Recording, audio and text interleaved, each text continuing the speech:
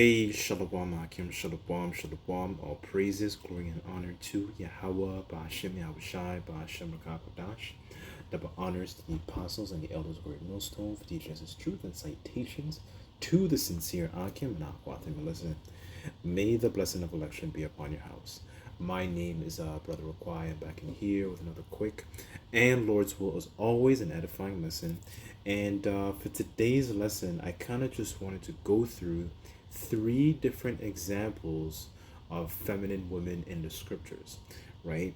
We live in a time where essentially, they from our women, they essentially what has happened through the rise of feminism is that, you know, something I was meditating on is that feminism essentially has taught women to be men within their own gender, right?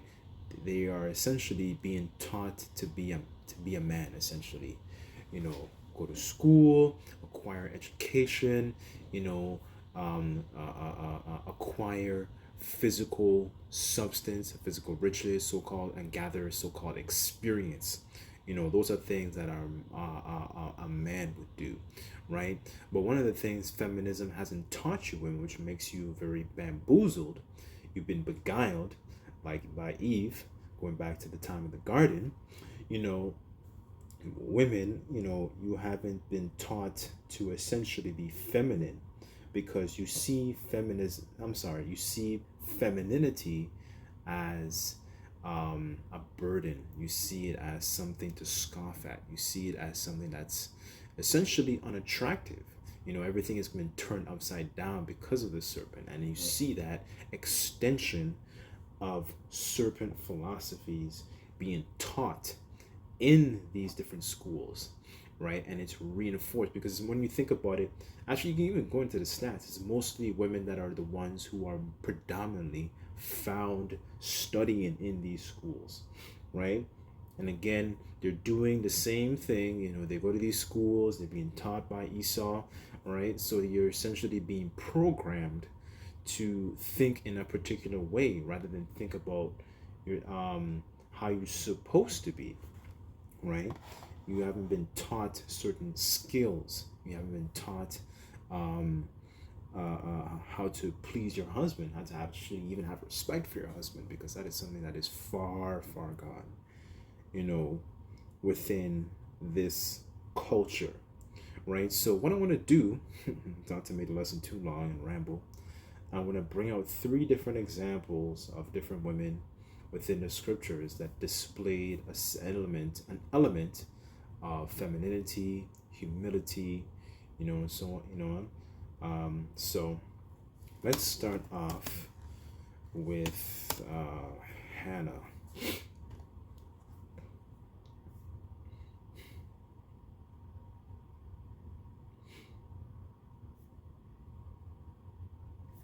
Okay, this is First Samuel chapter 1. I'll start at verse 1 and I'm going to jump down to the point.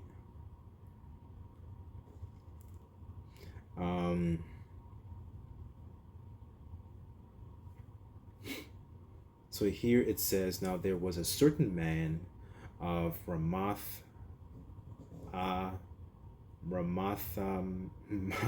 Zophim of Mount Ephraim, and his name was Elkanah, the son of Jeroham, the son of Elihu, the son of Tohu, the son of Zuph, the Ephrathite. And he had two wives. The name of one was Hannah, and the name of the other Peninnah. And Peninnah had children, but Hannah had no children. So essentially, this is going into the story of who we come to know as Samuel, right? So I want to jump down to verse, because essentially when you go through the story, the Lord pretty much shut up her womb, right? So I want to jump down to the point. So this is I'll start at verse 9 and read down, and it says, so Hannah rose up after she had eaten in Shiloh, after they had drunk. Now Eli the priest sat upon a seat by a post of the temple of the Lord. She was in bitterness of soul and prayed unto the Lord and wept sore. And it said, she vowed a vow and said, O Lord of hosts, if thou wilt indeed look on the affliction of thine handmaid and remember me, forget not, and not forget thine handmaid, but will give unto thine handmaid a man child, then I will give him unto the Lord all the days of his life, and that shall no razor come upon his head. So that child she's praying for would end up being Samuel, right? So verse 12, and it says, and it came to pass as she continued praying before the Lord, that Eli marked her mouth. Now Hannah, it says she spake in her heart, only her lips moved, but her voice was not heard. Therefore Eli thought she had been drunken, right? So she's praying, and she's essentially kind of like when you kind of mutter under your breath, but you're not really essentially saying anything. So this is what Eli perceived, right? So this is verse 15, and it says verse 14, and it says, and Eli said unto her, how long wilt thou be drunken? Put away thy wine from thee, right? So this is what Eli thought. He thought she was drunk. And this is verse 15, and it says, now Hannah answered, and so here's the point, and said, no, my Lord, I am a woman of sorrowful spirit. I have drunk neither wine nor strong drink, but have poured out my soul before the Lord, right? So the reason I wanted to read this was to show that, Eli wasn't her husband, but she referred to him as Lord, which communicates a sentiment of respect for a man's authority, right? So let me get that word. Hold on. I want to get that. I want to see what that says in the etymology. So Lord, it says in the etymology, it says a master of a household. It says a ruler, a superior, right? And what men are created were superior to women, right? You have that order that Paul refers to in Corinthians. The head of every man is Hamashiach Yahushai, and the head of the woman is the man, and the head of Hamashiach Yahushai is the Most High Yahweh, right? So there's an order to things, right? So here it says, let's see, it says one who guards loaves. It says a keeper, a guardian. It says a household servant. It says an owner of land houses. So essentially, the point really here is a superior. She referred to him as Lord. This wasn't her husband though, but it still communicates and it still conveys a sentiment of respect for the people, for a man's presence, right? This is one of the things that when you look at the landscape of the culture that is being perpetuated in Babylon the Great, especially in the West, this is one of the things that these other nations are fighting against, because it perpetuates a vibration of lack of respect for men and pedestalize women and giving them a lot of freedom. This is one of the things, even the heathen, what's this guy's name? When you go into the story of the book of Esther, this is one of the things that, he wanted to, the king at the time, I think his name was Ahasuerus.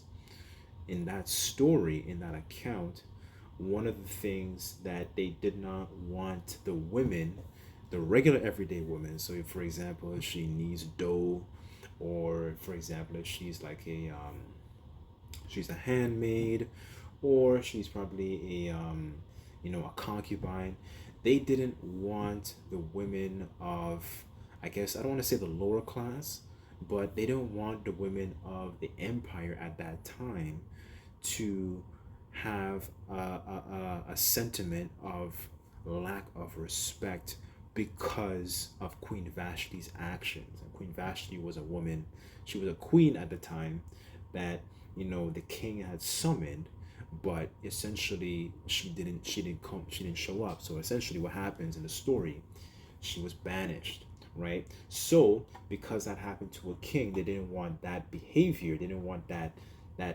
vibration, that to be known and made aware, right? He wanted to preserve, the king at the time wanted to preserve the element of having and maintaining respect for men, husbands, you know, if for example, those men that provide a certain type of duty, within the empire, or even within their own household. It could have been a bricklayer, and the man could have been a bricklayer, right? We want to put forth a decree to maintain that level of respect. That's really the point I wanted to hit here. There was this element of respect for male authority, and that is something that is deeply, strongly lacking in this society, right? Especially when it comes to the Israelite man. Okay, so let me get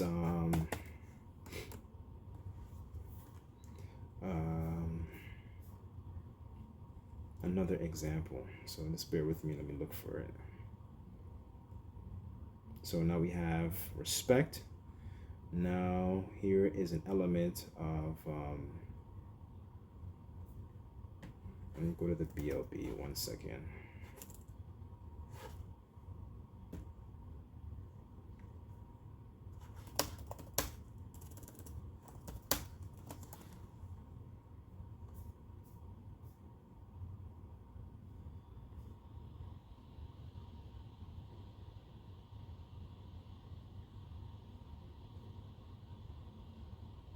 Okay, so this is 1 Samuel chapter 25, verse 18, and it says, Then Abigail made haste and took 200 loaves, 2 bottles of wine, 5 sheep ready dressed, and 5 measures of parched corn, and 100 clusters of raisins, and 200 cake of figs, and laid them on asses. And she said to her servants, Go on before me, behold, I come after you. She had told not her husband Nabal. And it was so, as she rode on the ass, that she came down by the covert of the hill, and behold, David and his men came down against her, and she met them. And it says, Now David had said, Surely in vain I have kept all that this fellow hath in the wilderness, so that nothing was missed of all that pertained to him, and he hath requited me evil for good. So David is essentially talking about Nabal, right? The husband in the story. So it says now, and more also, that the Most High unto the enemies of David, if I leave all that pertain unto him by morning light, any that pisseth against the wall. And when Abigail saw David, she hasted, lighted off the ass, and fell before David on her face, and bowed herself to the ground. And it says, and fell at his feet, and said, Upon me, O my Lord. Again, with the element of respect. This is not her husband, right? But she still had a sentiment and an element of respect for a man's presence. And this is before David became king, right? So he wasn't even king at the time, but there was still an element of respect for a man and his contributions, his presence, his wisdom, and you know what I'm saying? Like David was pretty much kind of like on the come up. He defeated the Goliath, right? So, he had a good reputation, right? The Lord was definitely with David, right? And it says, O upon me, O my Lord, upon me let this iniquity be, and let thine handmaid, I pray thee, speak unto thine audience, and hear the words of thine handmaid. It says, Let not my Lord, I pray thee, regard this man of Belial, even Nabal, for as he is, so is he. Nabal is his name, and folly is with him. But thine handmaid saw not the young man of my Lord, whom thou didst send. Now therefore, my Lord, as the Lord Yahweh Bashimashai liveth, and as thy soul liveth, seeing the Lord hath withholden thee from the coming to shed blood of avenging thyself with thine own hand, now let thine enemies and they that seek evil upon my Lord be as Nabal. Right? So essentially, Abigail was a very, very, she expressed a sentiment of humility. She wasn't aware of, um, what was it called? What's his name? Nabal's actions, or the way Nabal treated David and his men, right?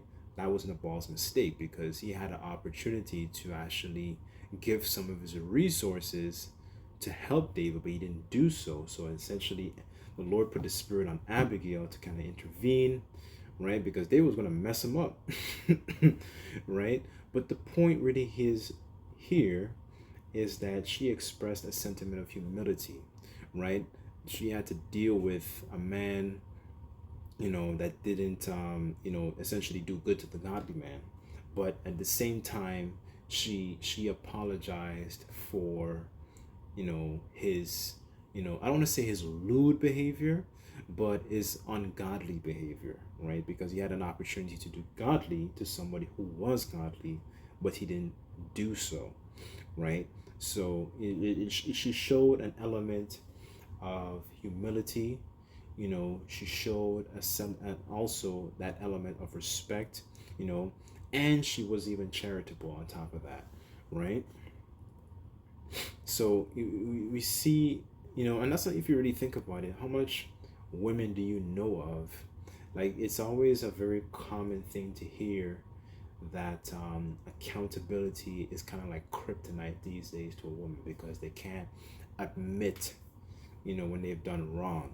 Now, she wasn't the person in this situation who did wrong, but she being joined together with her husband, she went ahead and apologized on on Nabal's behalf, right? So there's still a level of humility. There is an element of charity. There is an element of showing, showing fruits of the spirit, you know, kindness. If like all these different things, all those little fruits of the spirit, that Paul talks about in Galatians.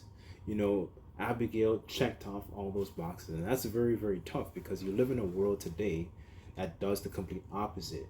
It shows more pride rather than humility, you know.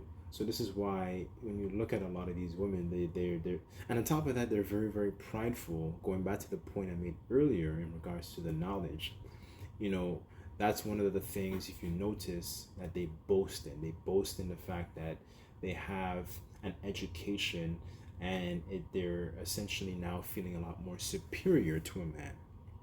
So it's given them, a stiff neck. It's given them, you know, a level of swell headedness rather than having a level of humility, right? So, these are just things that a lot of our women lack when it comes to today's society, right?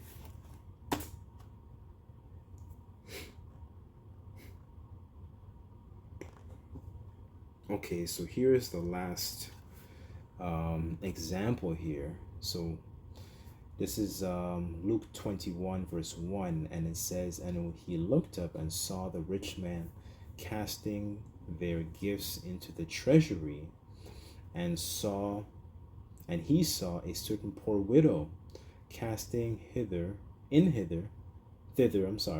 two mites. And he said, Of a truth I say unto you, that this widow has cast in more, than they all.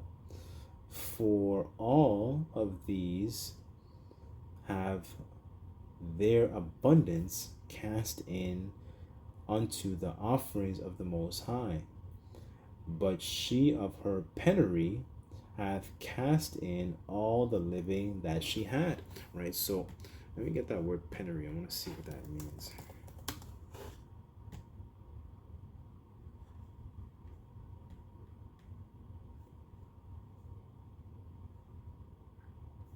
Okay, so hold on.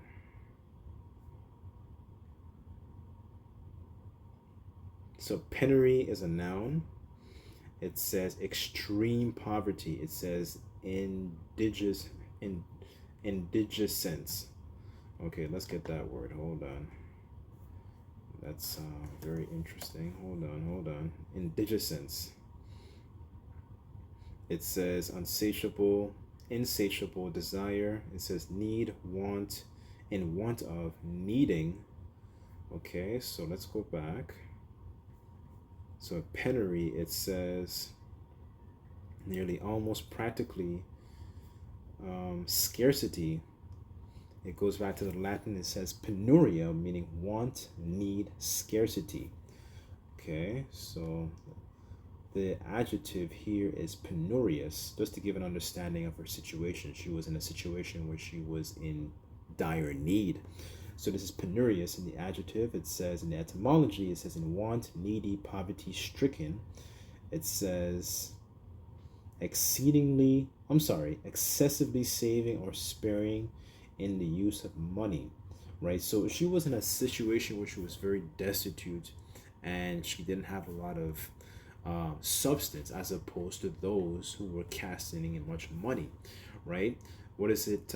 One of the things that she displays here is charity, because scriptures talk about how charity covereth a multitude of sins, right? And we're in a situation where we have we have sins to pay for, but it shows you the godly, righteous character, that this widow, even though she's not named like the other two as mentioned before, it shows that she still had an element of godliness, righteousness, virtue, within her spirit to actually give everything that she had, right? So, these things, women don't seem to understand that just these three examples, these three different women here, the character that they displayed. First you had the respect, then you had the humility, and now you have the charity. These things go a long way. Women don't seem to understand the value. A lot of our women, I'm just talking like women here within our nation, within this side of the world, don't seem to understand the importance of these three things. And these things definitely go a long way, right? It's one of the counsels that Tobit gave to his son Tobias, was that when you give according to the little that you have, right? So you may have a particular skill, whatever it is, if that's your, because I think if I remember, hold on, I think Paul talks about helps. I guess I'll just end off with that. And when it comes to the use of spiritual gifts, hold on, let me just find it.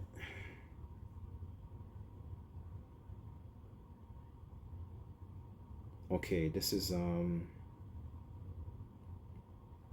Corinthians 12:27, and it says, "Now ye are the body of Hamashiach Yahushai, and members in particular.